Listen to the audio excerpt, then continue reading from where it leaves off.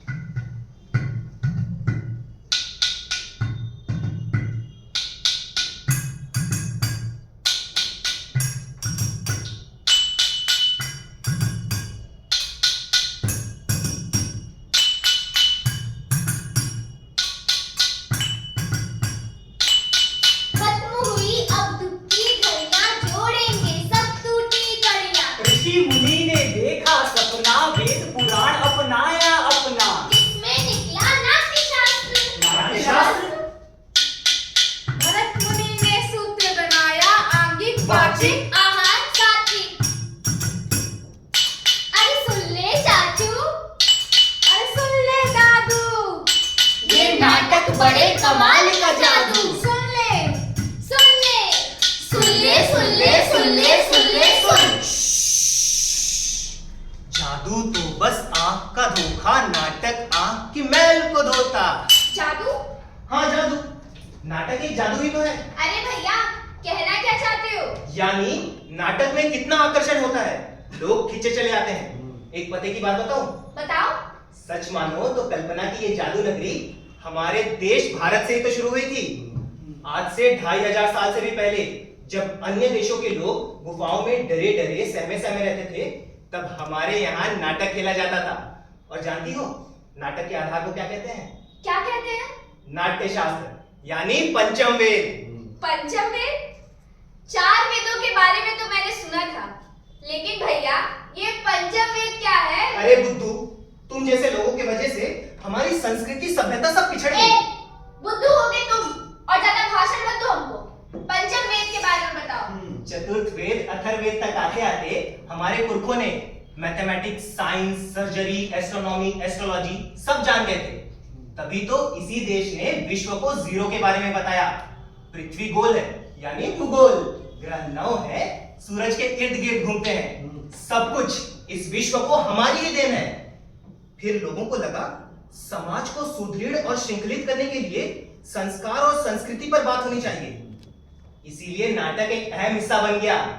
फिर पंचम वेद लिखा गया, जिसमें साहित्य, गीत, संगीत, नृत्य, ललित कला सब कुछ समा गया, जिसकी वजह से लोगों को ज्ञान मिलता है, खुशी मिलती है, हर्ष मिलता है। भैया, समाज में नाटक का योगदान रहा है और हमेशा रहेगा।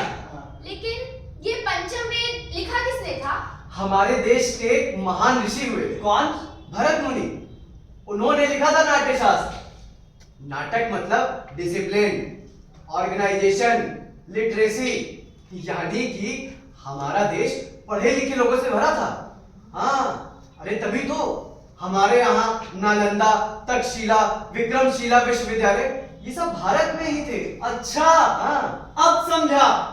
ज्ञान था इसलिए हम धनी थे, और इसीलिए हम सोने की चिड़िया कहलाते थे। अरे भैया, विदेशों से लोग हमारे यहाँ पढ़ने आते थे, हमारे अपने विश्वविद्यालय में। फिर गड़बड़ कब हुई? 400 साल पहले। हाँ, एकता के अभाव से अखंडता नहीं रही। तो क्या हमने वो मुकाम खो दिया सामाजिक बुराइयों के कारण? हाँ, कैसी बुराइयां?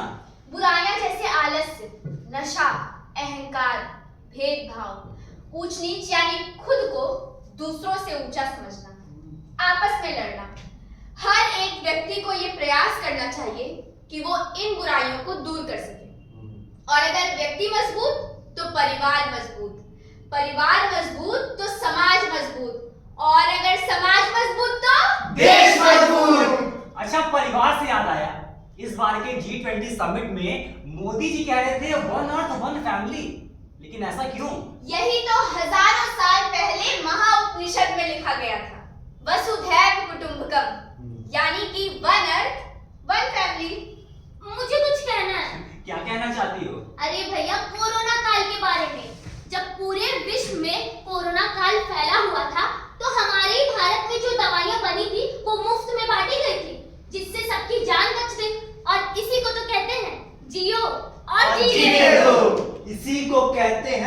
वसुधैव कुटुंबकम। वसुधैव कुटुंबकम का इससे बड़ा उदाहरण क्या होगा? सारा संसार हमारा परिवार।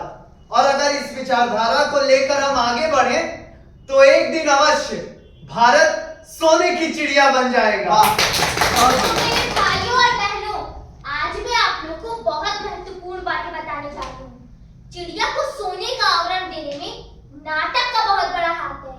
जब पूरे वर्ल्ड में लोग लड़ रहे हैं, तब हम लोग रंग महोत्सव के माध्यम से देश विदेश के लोगों को गले मिला रहे हैं। इससे ज्ञान का तो आदान प्रदान बढ़ ही रहा है और हमारी संस्कृति का भी आदान प्रदान बढ़ रहा है। और अगर ऐसा ही चलता रहा तो पहले जैसे सोने की चिड़िया बन जाएगा हमारा देश। लो आ गई है वापस मेरे सोने की चिड़िया। लो आ गई है वापस मेरे सोने की चिड़िया। नहीं रहेगा कोई गरीब, नहीं बचेगा अत्याचारी। खत्म हुई अब दुख की घड़ियां, जोड़ेंगे सब टूटी लो कड़ियां। आ गई है वापस मेरे सोने की चिड़िया। लो आ गई है वापस मेरे सोने की चिड़िया। लो बैठ जाओ आप सब। अच्छा क्यों?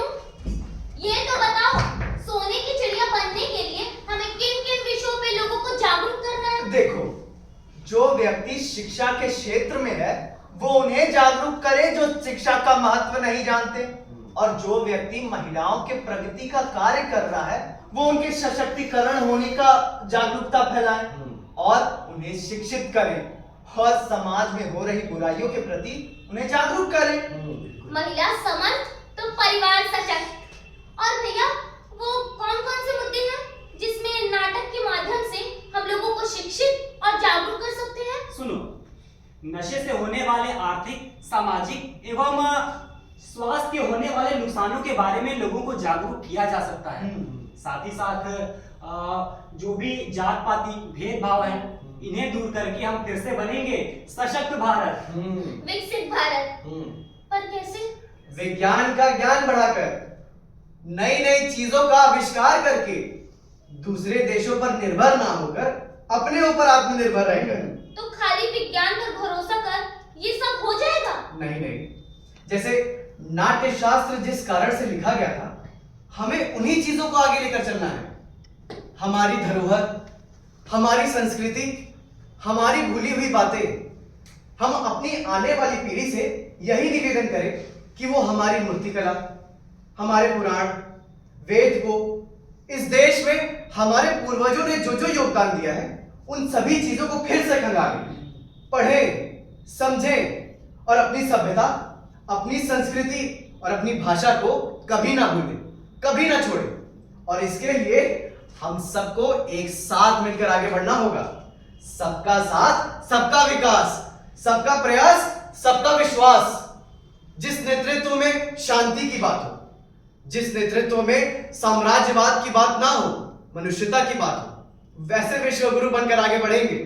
विश्वगुरु तो भैया लगे हाथों उन सारी बुराइयों को भी बता दो जो हम नाटक करके जागरूकता से दूर करेंगे। अरे भैया, नाटक के माध्यम से हम कन्या भ्रूण हत्या के बारे में लोगों को सावधान कर सकते हैं। ये तो बहुत बड़ी बुराई है भैया।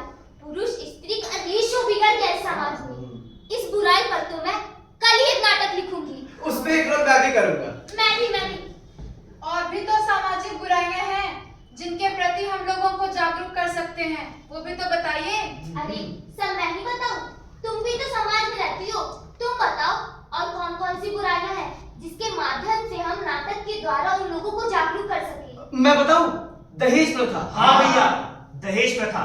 मेरी इस बहन को उसके ससुराल वाले इतना प्रताड़ित करते हैं रोज। हम नाटक के माध्यम से दहेज प्रथा पर जागरूकता फैला सकते हैं। लेकिन कैसे, वो भी तो बता दो भैया। देखो, समाज में जो भी बुराई दिखे उस पे एक नाटक लिखो और अपने कुछ साथियों के साथ मिलकर उसे प्रस्तुत करो और लोगों में जागरूकता फैलाओ। हाँ भैया, इससे मनोरंजन भी होगा और लोगों को ज्ञान भी मिलेगा। भैया देश और समाज दोनों विकसित होगा। और हम फिर से बनेंगे वही सोने की चिड़िया और विश्वगुरु। हाँ, लो आ गई है वापस मेरे सोने की चिड़िया। लो आ गई है वापस मेरे सोने की चिड़िया। नहीं रहेगा कोई गरीब, नहीं बचेगा अत्याचारी। खत्म हुई अब दुख की घड़ियां, जोड़ेंगे सब टूटी कड़ियां। नाटक एक बहुत ही कमाल का माध्यम है जिसके प्रति हम बहुत ही मनोरंजक तरीके से लोगों को ज्ञान दे सकते हैं और उनका मनोरंजन कर सकते हैं। और जो विचार भारत लेकर आगे बढ़ रहा है उसे साकार कर 2047 में स्वतंत्रता के 100 वर्ष मनाएंगे। हाँ, ओवर। और भाइयों, ये जो समय चल रहा है, जो कालखंड है, इसे साकार कर 2047 में फिर से स्वतंत्रता मनाएंगे। हाँ, तो यही समय है, सही समय है। राष्ट्रीय नाट्य विद्यालय द्वारा आयोजित भारत रंग महोत्सव के अंतर्गत भारत जन रंग महोत्सव में हम ये सब प्रण लें कि हम अपनी संस्कृति, अपनी सभ्यता को जानेंगे, अपनी शक्ति को पहचानेंगे और पंच प्रण शपथ के साथ विकसित भारत की ओर आगे बढ़ेंगे, जहां पे रंगमंच का एक बहुत बड़ा योगदान होगा। तो आइए हम सब मिलकर पंच प्रण शपथ लेते हैं। आइए मेरे साथ दोहराइए।